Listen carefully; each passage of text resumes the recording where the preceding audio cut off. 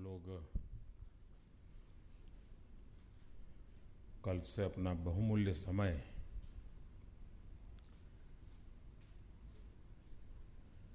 देश में क्या हो, कैसे हो, क्यों हो, उस पर मंथन कर रहे थे। अपने अपने क्षेत्र के अनुभव के आधार पर आप देश को अलग अलग नजरिए से देख रहे थे। समस्या के अलग अलग पहलुओं को देख रहे थे। हर सपनों में रंग भर और ये प्रेजेंटेशन किया है। आपने देखा होगा कि यहाँ एक प्रकार से सरकार की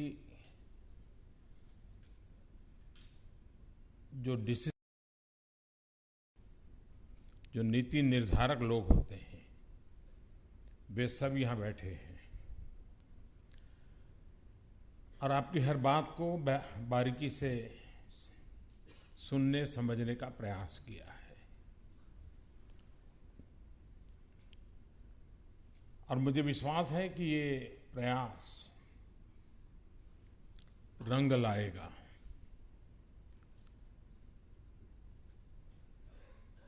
सरकार में जो सोचने का तरीका होता है, सरकार में रहते हुए एक चीज का एक पहलू नजर आता है, दूसरा पहलू कभी रह जाता है।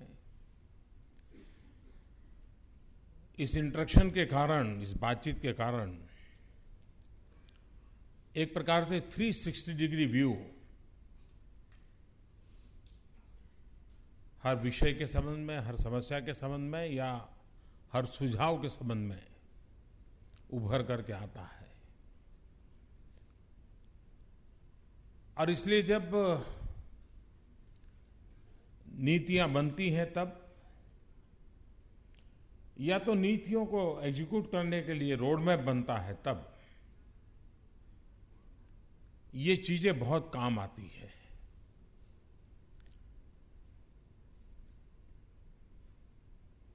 ऐसा तो नहीं हो सकता है कि प्रधानमंत्री के मन में जितने विचार आओ वो सारे के सारे विचार सरकार में लागू हो जाए, वरना तो देश चल ही नहीं सकता है। प्रधानमंत्री को भी अपने विचारों को छोड़ना पड़ता है। आपको भी ये बात भली भांति पता है कि आपने जितना बताया है, हो सकता है उसमें से कुछ चीज काम आए, कुछ चीज काम ना आए, लेकिन जो काम आएगी उससे अवश्य पहले की स्थितियों में, पहले की नीतियों में, पहले के अप्रोच में बहुत बड़ा बदलाव आएगा। चीजों को प्रस्तुत करने का आपका अपना एक तरीका होता है, आप अलग प्रकार से आपका डेवलपमेंट हुआ होता है। आप जिस जिम्मेवारी को लेकर के काम कर रहे हैं उसमें रिजल्ट ओरिएंटेड, आउटकम ओरिएंटेड आपकी सारी गतिविधि रहती है। सरकार की बाय एंड लार्ज कल्याण राज की कल्पना से काम चलता है। जनहित सर्वोपरि होता है, जन सुखाकारी सर्वोपरि होती है। आपके सोच के दायरे में होता है कि मेरी कंपनी ने क्या टारगेट सेट किया था और क्या पाया, मेरी कंपनी कितनी आगे बढ़ी और कितने पीछे रह गए, इससे आपको कोई लेना देना नहीं होता है। आपको अपनी कंपनी कितनी आगे बढ़ी वो होता है और बहुत स्वाभाविक है। लेकिन जो सरकार में है उसके लिए सरकार कहाँ रही उसके बजाय ज्यादा देश कहाँ पहुंचा उसकी जिम्मेवारी रहती है। देश के आखिरी तबके का व्यक्ति कहाँ पहुंचा ये उसका दायित्व है। हम पूरी तरह समझते हैं कि हर किसी के मन में विचार होता है कि यार सरकार को इतना समझ नहीं आता है। हम रोज देख रहे हैं ऐसा होता है, लेकिन ये बस ऐसे ही लोग हैं, कुछ बदल नहीं कर रहे हैं। ये हर देशवासी के मन में होता है। लेकिन अगर आप उसको साथ लेकर के चलो, उसको भी समस्या से जोड़ो, तो आपने देखा होगा कि उसका सुझाव देने का तरीका भी बदल जाता है।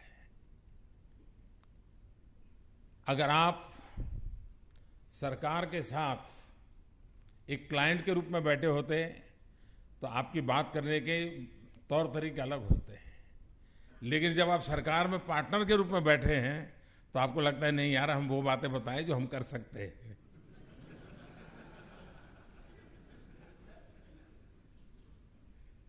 इस सारी प्रक्रिया का मेरा यही उद्देश्य है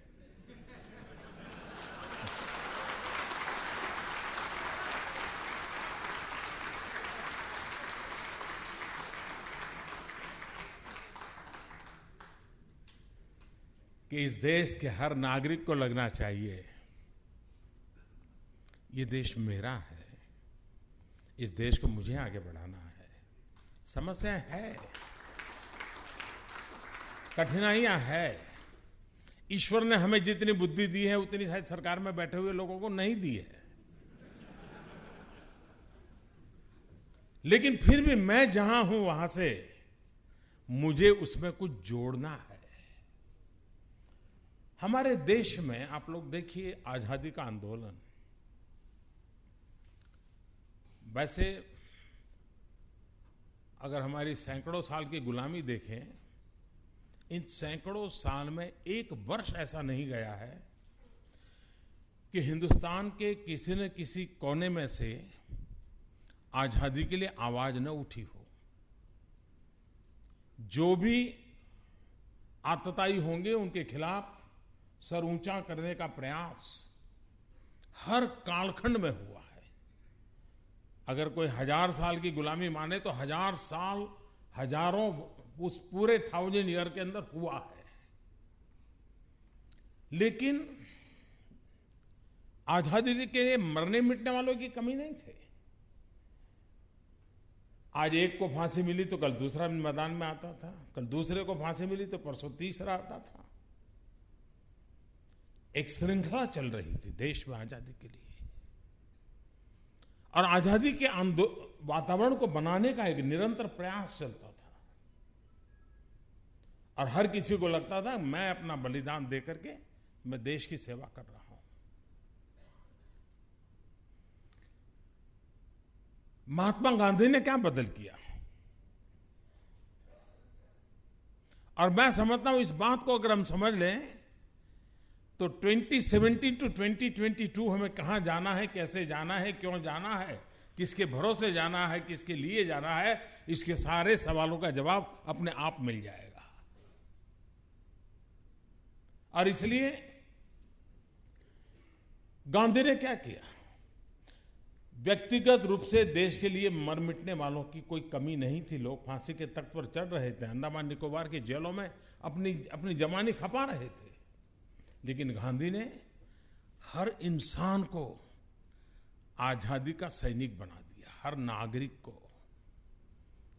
एक ऐसा माहौल बनाया कि टीचर हो, पढ़ा रहे हो, मन में भाव लो कि मैं आजादी के लिए उन बच्चों को पढ़ा रहा हूं।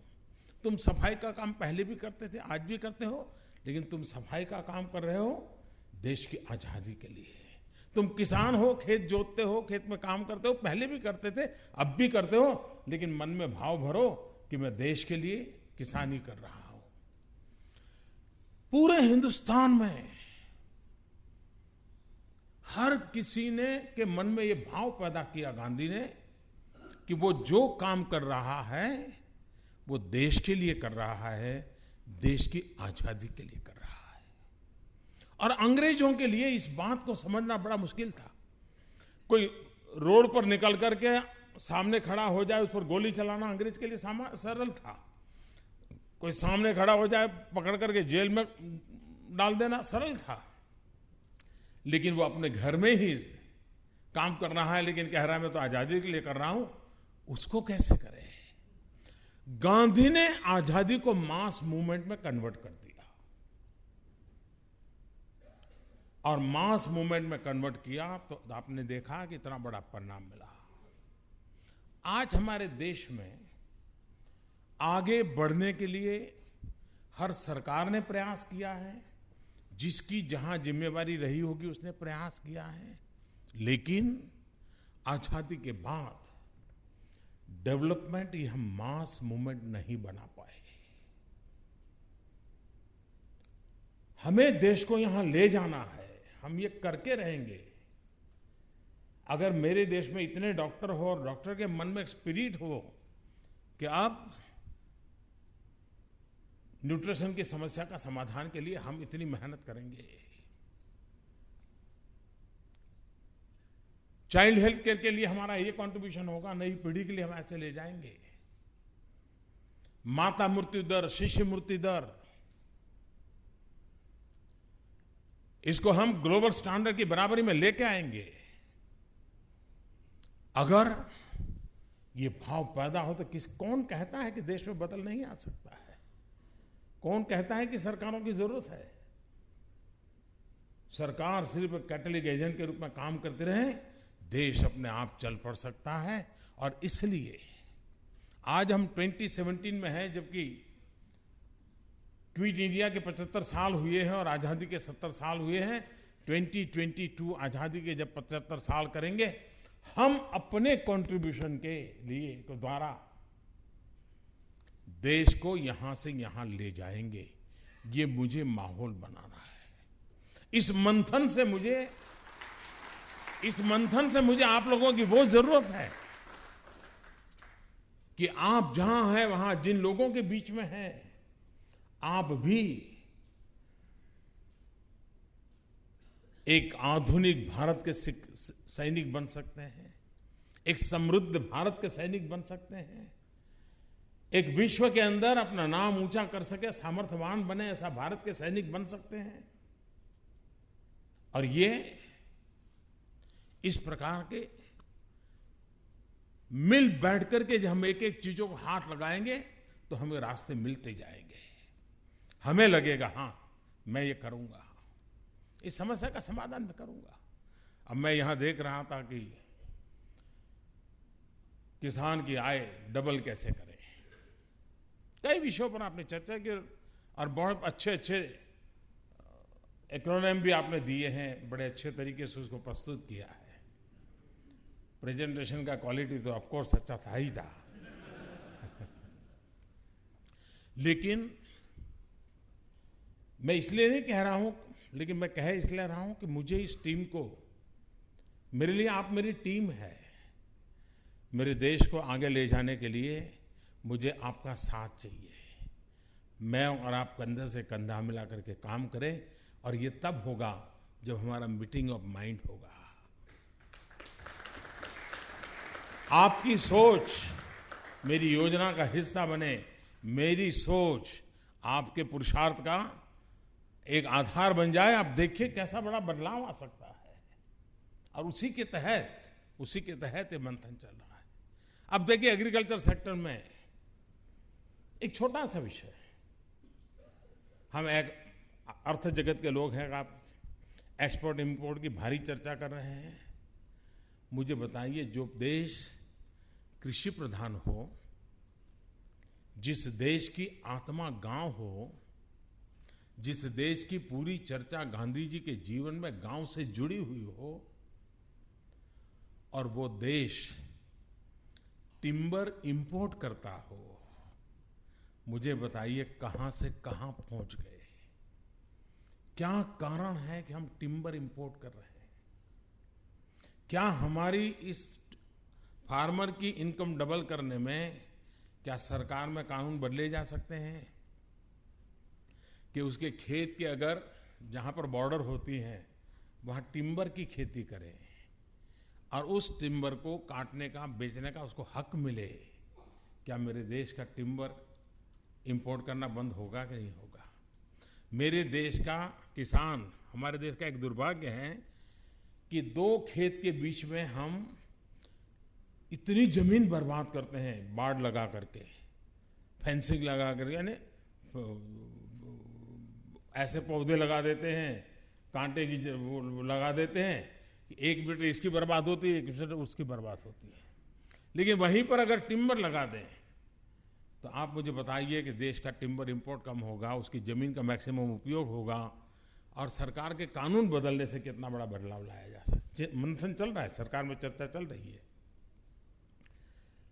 कहने का अब हम फार्मर की इनकम डबल करना चाहते हैं, लेकिन अगर हम एनिमल हस्बेंड्री पर सोचेंगे ही नहीं, हम पोल्ट्री फार्म पर सोचेंगे नहीं, हम फिशरीज पर नहीं सोचेंगे, हम ऑर्नामेंटल फिशिंग पर नहीं सोचेंगे, तो हम एक टोटल जो एक डिजाइन बनानी है वो नहीं बना पाएंगे। हमारे लिए आवश्यक है वैल्यू एडिशन कैसे हो, हम दुनिया के मार्केट में हमारा कौन सा एग्रीकल्चर प्रोडक्ट है जो टारगेटेड मार्केट को पकड़ सकता है। पूरा गल्फ कंट्रीज, पूरी गल्फ कंट्रीज, वहां पॉपुलेशन बढ़ रही है, ऑयल है, पानी नहीं है। ऑयल कितना ही क्यों ना हो, जिंदगी के लिए पानी जरूरी है, और इसलिए उनके लिए एग्रो प्रोडक्ट इंपोर्ट करने बिना कोई चारा नहीं है। क्या उनकी रिक्वायरमेंट का सर्वे करके हम हमारे किसान को उस एग्रो प्रोडक्ट के ले जाए और हमारे एग्रो इकोनॉमिक्स के साथ जुड़े हुए लोग या तो एग्रो वैल्यू एडिशन के साथ जुड़े हुए लोग मिल करके उस प्रोडक्ट को वहां पर पहुंचाए, उस रूप में बना सकते हैं क्या? ये अगर हम चेंज करें, गल्फ कंट्रीज को हम एक प्रकार से उसकी जो एग्रीकल्चर रिक्वायरमेंट है उसका एश्योरेंस दे दे, वो हमें हमारी एनर्जी रिक्वायरमेंट का एश्योरेंस दे दे, एक प्रकार से विन विन सिचुएशन की दिशा में आगे बढ़ सकते हैं कि नहीं बढ़ सकते। और इसलिए यहां एक ऐसी टीम है मेरे सामने जो इस प्रकार की नई चीजों को लेकर के आ सकती है। अभी भारत सरकार नवंबर में एक ग्लोबल लेवल का बहुत बड़ा इवेंट कर रही है, जिसमें मेनली फूड प्रोसेसिंग पर हम बल दे रहे हैं। दुनिया के बहुत बड़े लोग मात्र है, आपने देखा हो फूड प्रोसेसिंग में एफडीआई को हमने 100% ओपन अप कर दिया है। फार्मर की इनकम डबल हो ये सिर्फ नारा नहीं है, उसी प्रकार से फार्म सेक्टर में इंफ्रास्ट्रक्चर, आज हमारे यहां सालाना करीब करीब 1 लाख करोड़ रुपया, छोटी अमाउंट नहीं है भारत जैसे देश के लिए, 1 लाख करोड़ रुपया का हमारा एग्रो प्रोडक्ट, फल हो, फूल हो, सब्जी हो, अनाज हो, वो बर्बाद होता है क्योंकि हमारे पास सफिशिएंट इंफ्रास्ट्रक्चर नहीं है। अब वो इंफ्रास्ट्रक्चर भी अपने आप में रोजगार देने के लिए बहुत बड़ा अवसर है। अगर फाइनेंशियल इंस्टीट्यूशंस, प्राइवेट प्लेयर्स, जो रियल एस्टेट की दुनिया के लोग हो, अगर वे इस प्रकार की चीजें बनाएंगे, आप मुझे बताइए मल्टीपल बेनिफिट होगा कि नहीं होगा। और इसलिए हमारा अप्रोच क्या हो, हम देश की रिक्वायरमेंट को एड्रेस करें, हम अपने बिजनेस को एक्सपांड करें और हम देश की क्वालिटी ऑफ लाइफ में बदलाव लाने के लिए मूलभूत चीजों को निर्माण करते चले। अगर इन चीजों को लेकर के हम अपने विकास की यात्रा को ले जाते हैं तो मुझे विश्वास है कि हम जो चाहते हैं वो परिणाम प्राप्त कर सकते हैं। और सरकार में आपने अगर बारीकी से देखा होगा, कल से यहां जब तक आप बैठे हैं कई विषयों पर आपको चर्चा भी आई होगी, इस सरकार ने कई ऐसे महत्वपूर्ण निर्णय किए हैं जिन महत्वपूर्ण निर्णयों ने मूलभूत बातों में बड़ा परिवर्तन लाया है। अब आपको पता होगा, पहले हमारे देश में किसान यूरिया के लिए उसको एक बड़ा टेंशन रहता था, समय पर यूरिया मिलेगा या नहीं मिलेगा।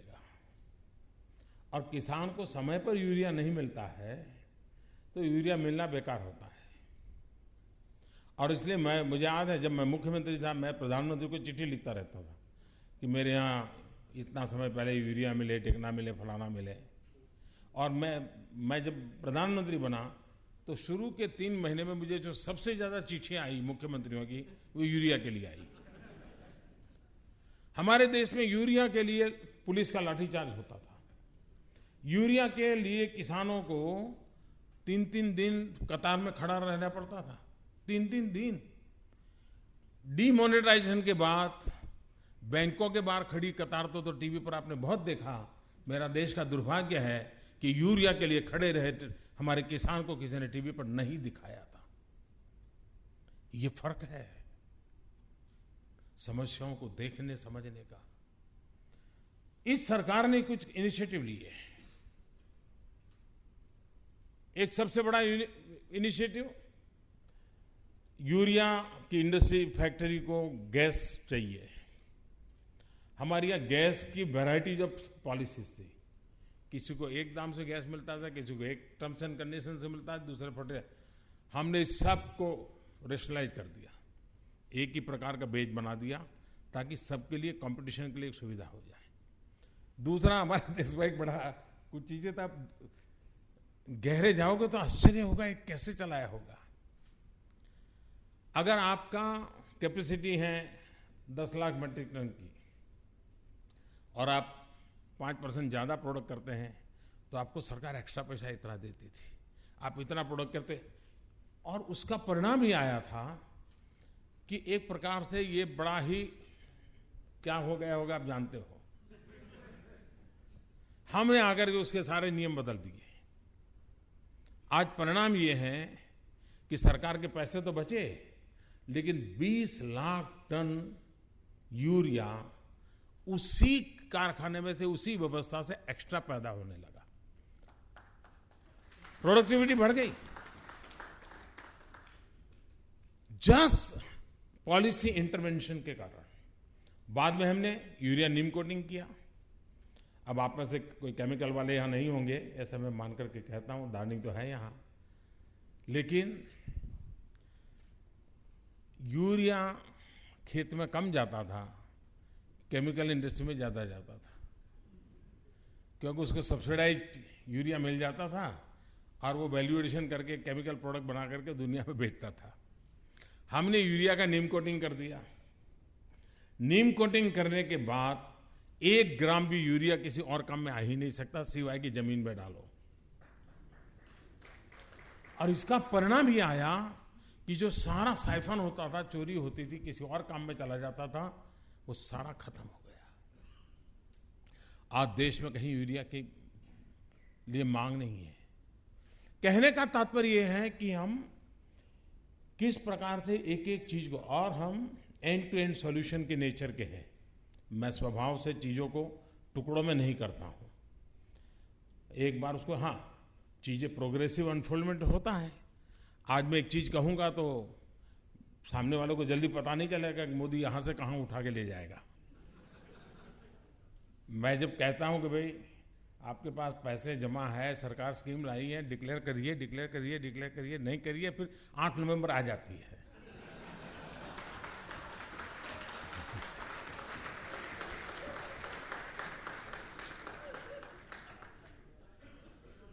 और इसलिए कोई भी बात हम टुकड़ों में नहीं करते। अब मेरे मन में साफ होता है कि हाँ, इस बात के बाद ये आएगा, लेकिन किसको कितना बताना वो तो। और इसलिए मैं कहता हूं कि सरकार ने कई ऐसे इनिशिएटिव लिए हैं, जिन इनिशिएटिव का परिणाम है कि आज, अब मुझे बताइए, हम डिजिटल इंडिया की तरफ जाना चाहते हैं। डिजिटल इंडिया के अंदर हमारा ऑप्टिकल फाइबर नेटवर्क को काम चल रहा है। आप हैरान होंगे, जब मैं आया था तब कोई 360 गांव थे शायद, जहां पर ऑप्टिकल फाइबर नेटवर्क पहुंचा था। अब हम करीब लाखों में पहुंच चुके हैं 3 साल के भीतर भीतर। तो अप्रोच बदला, परिणाम लाए। अब हम कम कैश सोसाइटी की ओर जाना चाहते हैं। आप मुझे बताइए, आपकी कंपनियां 2022 देश को यहां ले जाने के लिए एक काम, हमारा पूरा कारोबार, हमारे एम्प्लॉय का भी पूरा कारोबार, यानी ऐसा नहीं कि उसको हम ई पेमेंट दे देंगे और बाद में वो कैश निकाल के कारोबार करेगा, ऐसा नहीं। उसको भी हम सिखाएंगे कि तुम भीम ऐप डाउनलोड करो और तुम अपने मोबाइल फोन से, और वहाँ पे छोटे मोटे व्यापारी होंगे उनको भी सिखाएंगे कि तुम भी भीम ऐप डाउनलोड करो, और हमारे यहाँ कोई ऐसा नहीं होगा कि जब कैश ट्रांजैक्शन करेगा। मुझे बताइए देश की सेवा होगी कि नहीं होगी? और इसलिए मुझे ये भागीदारी चाहिए कि हम कैसे करें। अब मैं कभी कभी देख रहा हूं, इन दिनों देखिए आप लोग ये दिवाली के दिनों में आपकी कंपनियां गिफ्ट देती हैं सबको, कुछ देनी पड़ती हैं।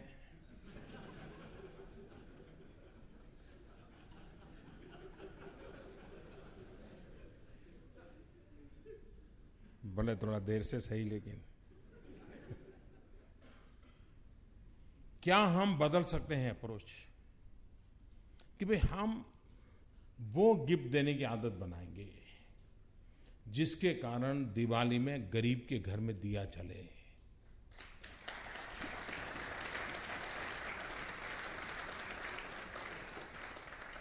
आप लोगों को परचेजिंग की कूपन देते हैं एक्स्ट्रा, आप जाइए 2000 रुपये का माल ले सकते हैं, हमारा ये कूपन है। आप खादी की क्यों नहीं दे सकते कूपन? आप गिफ्ट पैकेट में खादी क्यों नहीं दे सकते? मैं ये नहीं कहता हूं जिसके घर में गिफ्ट पैकेट जाएगा तो खादीधारी बन जाएगा, जरूरी नहीं खादीधारी बनने की, लेकिन अगर आपके पास 50 प्रकार के फैब्रिक है तो एक खादी भी हो सकता है। कहने का तात्पर्य एक हमारे सारे कारोबार में मैं कोई ऐसी चीज जोड़ रहा हूं, मेरे सारे एम्प्लॉय मिलकर के, कि जिसके कारण मैं देश की गरीबी को किस प्रकार से एड्रेस कर रहा हूं, मैं देश के गरीब को पॉजिटिवली एड्रेस कर रहा हूं क्या? आप देखिए अपने आप में बदलाव शुरू हो जाएगा। इसका मतलब ये नहीं कि मैं क्वालिटी कॉम्प्रोमाइज करूंगा, मेरे सुख में कमी करूं, ऐसा मैं आपसे कोई आग्रह नहीं करता। हम एक वातावरण बनाएं कि हम हमारे गरीब से गरीब लोगों को साथ लेकर जाए। अब आपको जानकर के खुशी होगी, सरकार में अगर कुछ खरीद करना है तो कागज पे कितनी प्रकार की कार्यवाही होती है। टेंडर निकलेगा, टेंडर के टर्म्स एंड कंडीशन निकलेंगे, फिर टेंडर भरने वाले आएंगे, फिर देखना पड़ेगा कि मंत्री जी का भतीजे का टेंडर आया कि नहीं आया।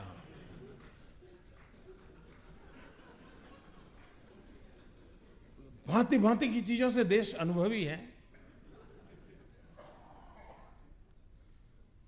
टेंडर खोलना कि नहीं खोलना, अब स्थिति ठीक नहीं है तो रिजेक्ट कर दो। ये सारी चीजें आप भली भांति परिचित है, देश परिचित है। कोई चीज हमारे देश में ट्रांसपेरेंसी है जी, बेईमानी भी सबको पता है।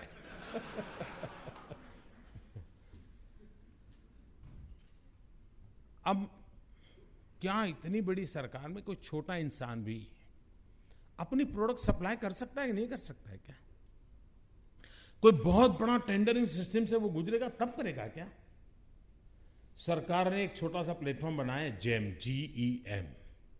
आपसे मेरा सबसे आग्रह है कि आप उस पोर्टल पे जाइए, चेक कीजिए, और सरकार के सभी डिपार्टमेंट अपनी रिक्वायरमेंट उस पर लिखते हैं कि हमें ये चीज चाहिए, हमें 25 नैपकिन चाहिए, हमें 2 डस्टबिन चाहिए, हमें वेस्ट पेपर बास्केट चाहिए, हमें 25 झाड़ू चाहिए, जो भी 100 चेयर चाहिए, वो अपना लिखते हैं।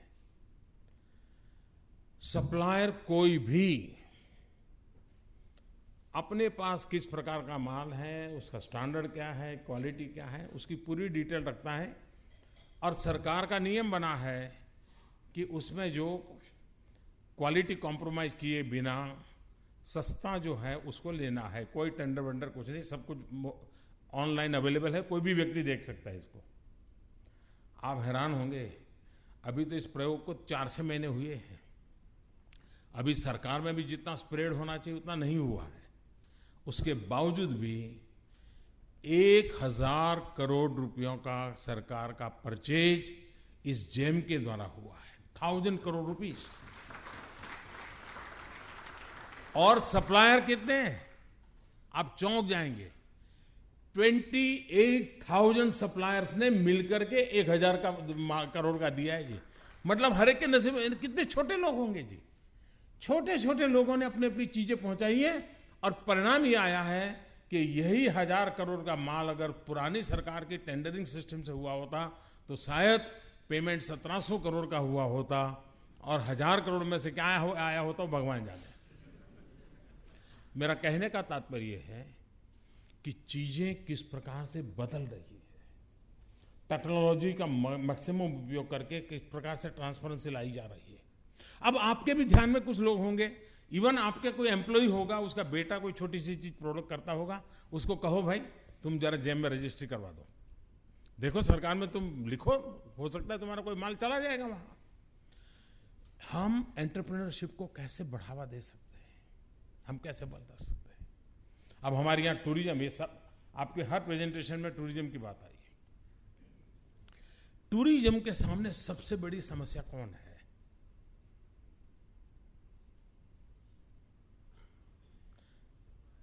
सवाल मेरा बड़ा चौंकाने वाला है। कभी हमने सोचा है हमारी साइकी कितना हमारा नुकसान कर रही है? मैं ये आपको नहीं सुना रहा हूं, हम सब मंथन कर रहे हैं। मैं भी आप ही के साथ मेरे विचारों को एक मंथन के रूप में प्रकट कर रहा हूं। मैंने पिछले साल एक कार्यक्रम किया था, मेरी मन की बात में जो मैं करता हूं उसमें मैंने वैकेशन में बच्चों को कहा था कि आप लोग जाते हैं तो इस हैशटैग से आपके जो भी प्लेस पर गए हैं देखने के लिए उसकी फोटो भेजिए। मिलियन फोटोग्राफ्स मेरी वेबसाइट पे हैं, मिलियन। और मैं हैरान था, मैं कुछ देखता था कभी कभी समय मिले, हमारे देश में ऐसी ऐसी जगह है जी, ऐसा प्राकृतिक दृश्य है। जो गए हैं उसने फोटो भेजी तो पता चलता है कि भाई वो तो हैशटैग के कारण कईयों ने उसको देखा भी होगा। हम लोगों की साइकी क्या है? किसी अच्छी जगह पे जाए हम और मन को भा जाए तो हमारा पहला वाक्य क्या निकलता है? पहला वाक्य निकलता है, यार लगता नहीं हम हिंदुस्तान में है।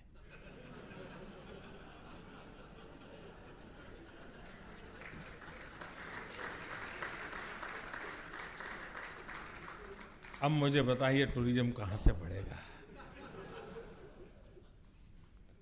अगर आप अपने बच्चे को घर में प्यार नहीं करते हो, तवज्जो नहीं देते हो, मोहल्ले वाले कैसे देंगे मुझे बताइए। अगर हम हमारी चीजों का गर्व न करें, आपके पास बायर आते होंगे, सेलर आते होंगे, ग्लोबल कम्युनिटी से आपका नाता होगा। आप में से कितने होंगे जिन्होंने उनको कहा होगा आप आए हैं लेकिन 3 दिन ज्यादा निकाल के आइए इस वीकेंड में, तो ये जगह आप देख के आइए। टूरिज्म तो हम देखिए, टूरिज्म सरकार के एडवर्टाइजिंग से नहीं होता है। कोई एक कहे कि यार मैं गया था, तुम वाओ, आप जरूर जाते हैं, क्योंकि टूरिज्म में एक फियर ऑफ अननोन इनबिल्ट होता है। फियर ऑफ अननोन इनबिल्ट होता है टूरिस्ट के दिमाग में। लेकिन जिस दिन उसको कोई कहे कि मैं गया था, फिर वो पूछता नहीं वहां क्या करना है, वो अपने आप चल पड़ता है। हम हिंदुस्तानियों का इस स्वभाव नहीं है। हमारे यहाँ भी जो फार्मेसी वाली कंपनी, यहाँ कोई है क्या फार्मेसी वाले? चलिए अच्छा है तो मैं बोल पाऊंगा। फार्मेसी वाले डॉक्टरों को विशेष टूर कराते हैं।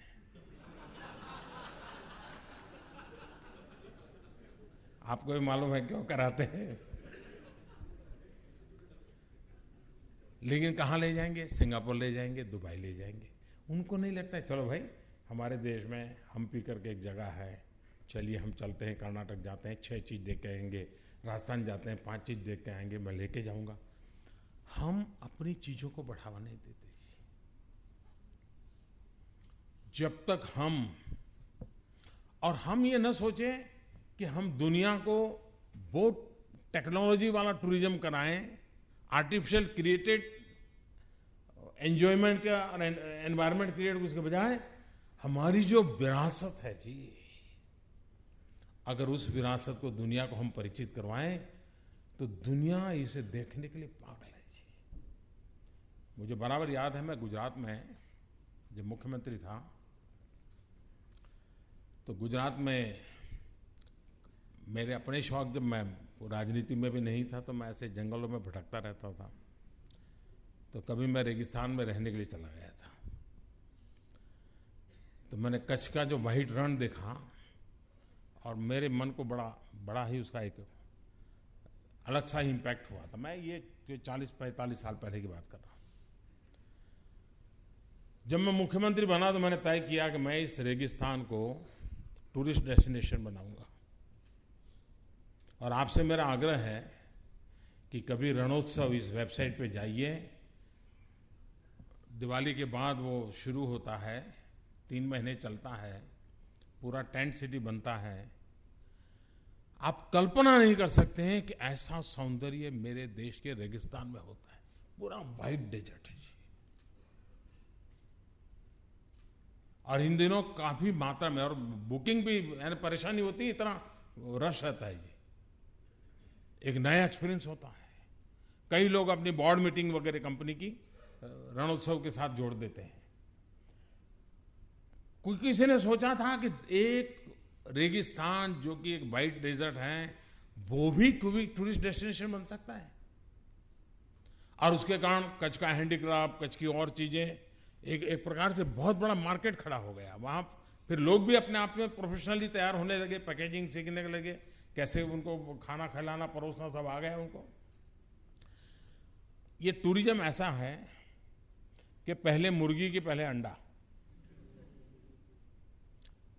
टूरिस्ट आएंगे तो टूरिज्म डेवलप होगा, कि टूरिस्ट डेस्टिनेशन डेवलप होगा, टूरिस्ट आएंगे। इसी का झगड़ा चलता रहता है। मैं बहुत साल पहले हिमाचल में काम करता था। हिमाचल में एक स्थान है मनाली के पास, एक बहुत बड़े आर्टिस्ट थे विदेश के, मैं नाम भूल गया उनका, रोड्रिक। तो मैं उनका वो स्थान देखने गया। किसी जाना में बैलगाड़ी में वो वहाँ पहुँचे थे और आज़ादी के आंदोलन में भी भाग लिया था। विदेशी थे लेकिन उसे यात्रा जगह है लेकिन कोई टूरिस्ट नहीं आता था। तो मैं वहाँ हिमाचल में गया। मैंने वहाँ सरकार, हमारे पार्टी के लोग थे सरकार में, तो मैंने उनको रिक्वेस्ट किया।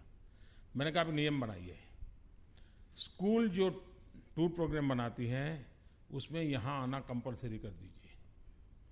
तो स्कूल की बसें आने लगी तो चना चबेना बेचने वाला आने लगा, पानी बेचने वाला आने लगा, चाय बेचने वाला आने लगा। धीरे करके इंफ्रास्ट्रक्चर डेवलप होने लगा, रिक्वायरमेंट के प्रोवाइड करने वाले डेवलप हो गए, और बाद में लोगों का भी टूरिस्ट डेस्टिनेशन मैप में वो जगह बन गई। हमने कोशिश करनी पड़ती है जी। और मैं मानता हूं कि सरकार के द्वारा जितना टूरिज्म डेवलप हो सकता है उससे ज्यादा टूरिज्म एक टेम्परामेंट हम बनाएं, हम इसको बढ़ावा देने के लिए बल दें। और भारत में यात्रा ये नई चीज नहीं थी। आज सर्किट टूर, टूरिज्म का सर्किट कंसेप्ट बहुत पॉपुलर है। हमारे देश में सदियों पहले था। 4 धाम क्या था? सर्किट ही तो था। 12 ज्योतिर्लिंग क्या था? सर्किट ही तो था। 9 गणेश क्या था? सर्किट ही तो था। हमारे पूर्वजों को सर्किट कंसेप्ट पहले से मालूम था जी, और इंफ्रास्ट्रक्चर भी अवेलेबल था। हम इन चीजों को लेकर के आगे बढ़ सकते हैं। और इसलिए जॉब क्रिएशन के लिए मैं इस बात से सहमत हूं कि टूरिज्म में बहुत बड़ी ताकत है। लेकिन अगर हम इन चीजों को जोड़े तो अपने आप में हमारा कंट्रीब्यूशन होगा तो परिणाम भी बहुत बड़ा मिलेगा। कई विचार आपकी तरफ से आए हैं, उन विचारों का जरूर उपयोग होगा। लेकिन मेरी कोशिश ये है कि विचार सिर्फ इस कमरे तक सीमित न रहें। आप भी अपने अपने यूनिट में, अपने सेलर बायर के बीच में, अपने इंडस्ट्रियल सर्कल में इन चीजों को आगे बढ़ा सकते हैं क्या?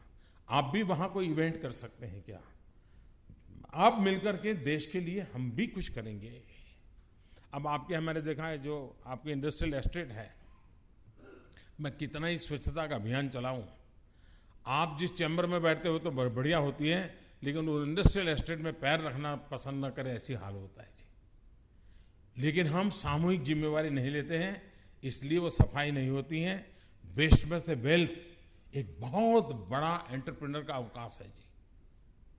हमारे देश में नए एंटरप्रेन्योर्स वेस्ट में से वेल्थ के लिए हम कैसे तैयार करें, उनको कैसे हम प्रोत्साहित करें, और बहुत कुछ हो सकता है। हमारे एनवायरनमेंट की समस्याओं का समाधान हो सकता है।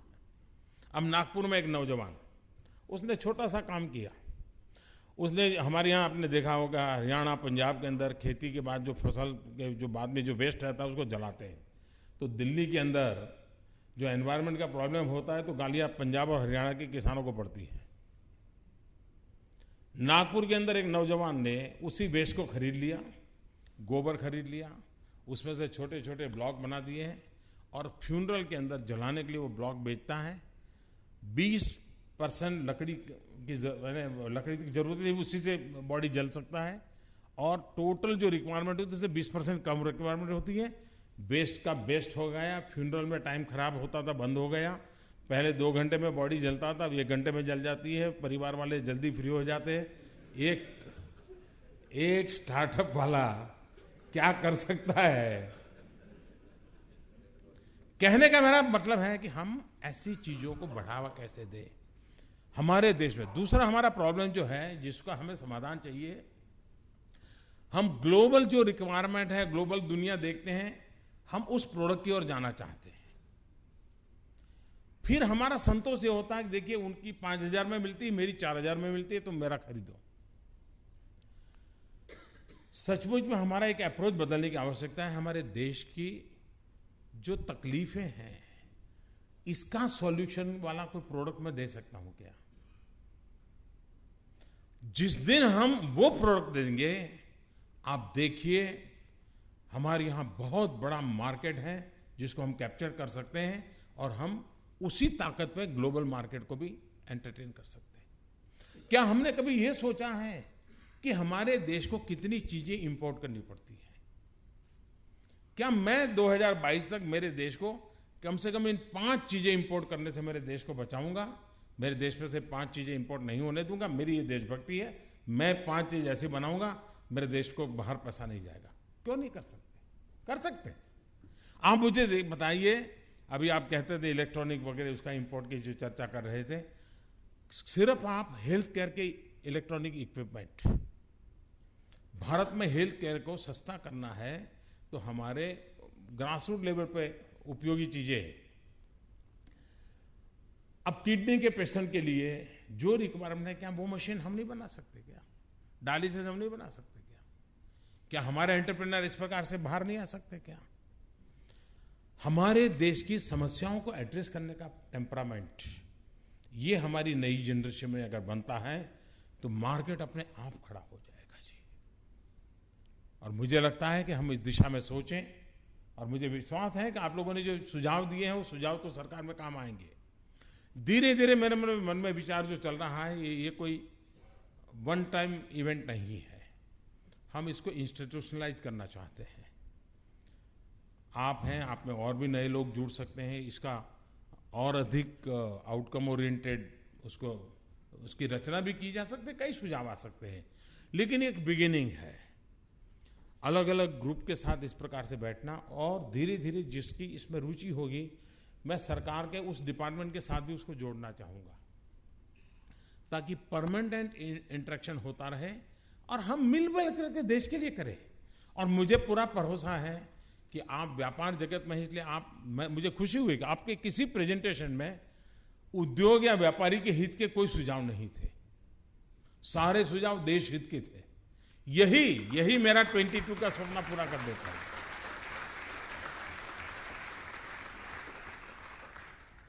और इसलिए हम इन चीजों को बल देना चाहते हैं।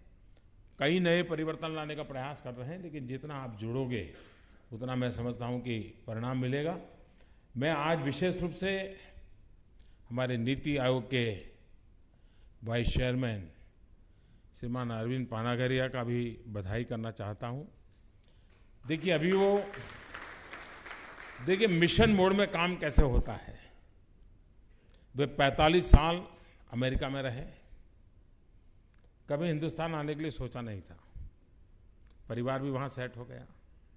मेरी उनसे दोस्ती थी, मैंने कहा भाई ठीक है, बहुत कमा लिया, कुछ समय दे दीजिए। मेरे एक शब्द पर वो आए, 3 साल इस नीति आयोग को उन्होंने चलाया, बढ़ाया, और आज एक प्रकार से पहले के प्लानिंग कमीशन से आमूलचूल बदल ला दिया इस नीति आयोग का। बहुत बड़ा उनका कंट्रीब्यूशन है। और मजा है कि ये इस हफ्ते के बाद वो वापस अमेरिका जा रहे हैं छोड़ छाड़ के, लेकिन आज भी इसी लगन से इस काम को कर रहे हैं जी, हमारे बीच में बैठे। ये छोटी बात नहीं है जी, वरना अब जाना है भी तो 1 महीना तो पैकेजिंग में लगता है, अमेरिका वापस जाना है तो चलो बिस्तर, कुछ नहीं, वो बड़े मनयोग से इस काम में लगे हुए हैं। मैं समझता हूँ हमारे देश में ऐसे लोगों की कमी नहीं है, और इन्हीं के भरोसे 2022 का एक सपना लेकर के हम चले हैं।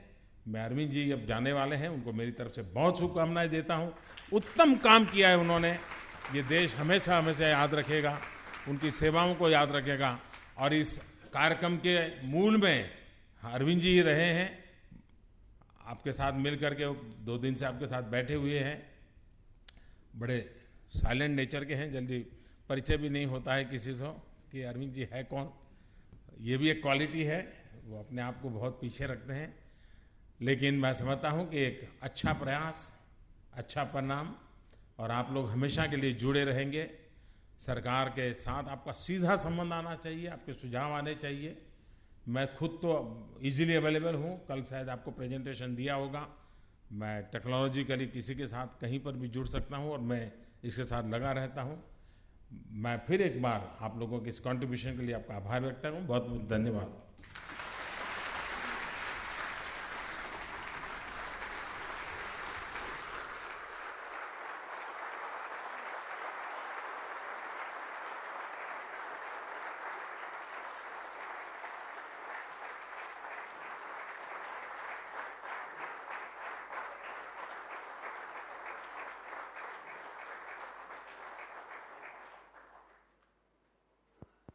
बहुत बहुत धन्यवाद माननीय प्रधानमंत्री जी।